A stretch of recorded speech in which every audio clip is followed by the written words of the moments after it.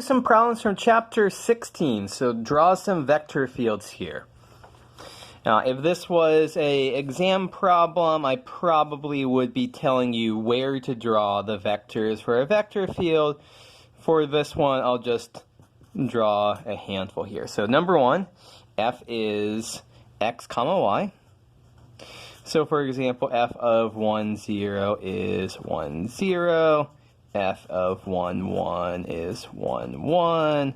F of 0, 1 is 0, 1, so on and so forth. So let's see here. 1, 0. At 1, 0, we have 1, 0. At 1, 1, we have 1, 1. At 0, 1, the vector is 0, 1. Everything is moving radially away from the origin. You can keep filling these in yourself. And as we get further and further away, the lengths of the vectors become longer. So for example, f of 2, 0 is 2, 0.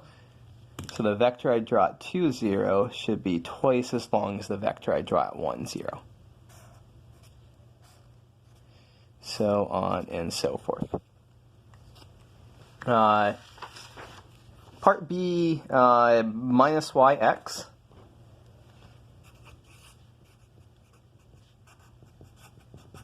Okay, so let's try some sample points here. F of 1, 0 is 0, 1. F of 1, 1 is minus 1, 1.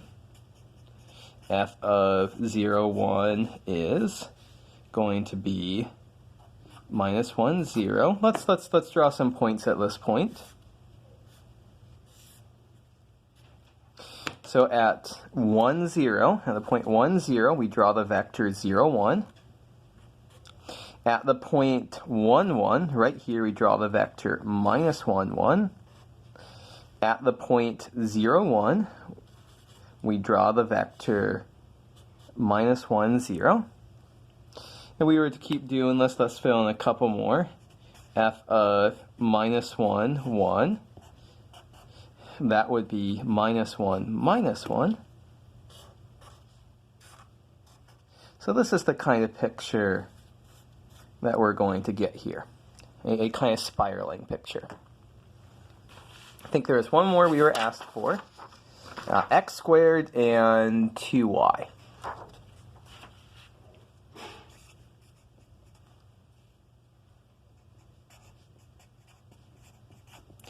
Okay, so some sample points here. F of 1, 0 gives us, plug in x is 1 and y is 0, 1, 0. F of 1, 1 gives us 1, comma 2. F of 0, 1 gives us 0, comma 2.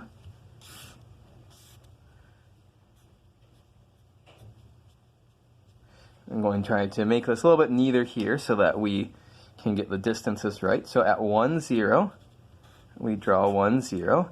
At 1, 1, we go to the right 1 and up 2. At 0, 1, we go up 2. Let's do a couple more. F of minus 1, 1 would be minus 1 squared is plus 1, 2. So it look like that. Okay, not too much of a pattern here, but we can draw as many as we wanted. As I said, on a test, I would probably be telling you, these are the places, these are the points in the plane at which I'm going to ask you to sketch what the vector field looks like. Okay, so that was problem 14. Let's take a look at problem 15. Okay, so we have to do a divergence and we have to do a curl. So f is x cubed y, xz squared, y squared z.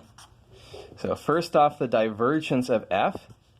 So we take the partial derivative of this with respect to x. We take the partial derivative of this with respect to y. We take the partial derivative of this with respect to z, and we add those up. So that is how we find the divergence. Remember, divergence is a scalar valued quantity. It's not a vector. So most common wrong answer I see here is write this as a vector.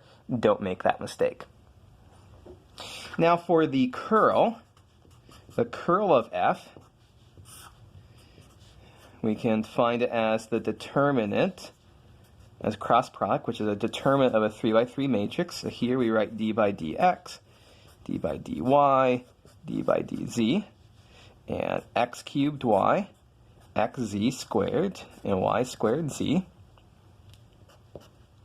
So our calculations are going to be, so I hat times the derivative with respect to y of y squared z minus the derivative with respect to, let me make that minus a little bit better, derivative with respect to z of xz squared minus j hat times the derivative with respect to z of x cubed y minus the derivative with respect to x of y squared z plus, oh, sorry, that should be a plus there.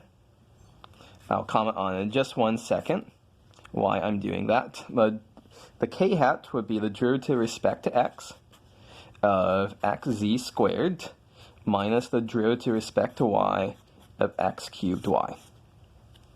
So in just a second, I'll go ahead and do all of these partial derivatives.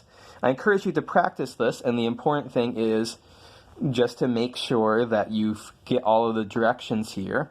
So normally when we do the cross product, the single most common mistake is people are going to get the sign wrong on this j hat term.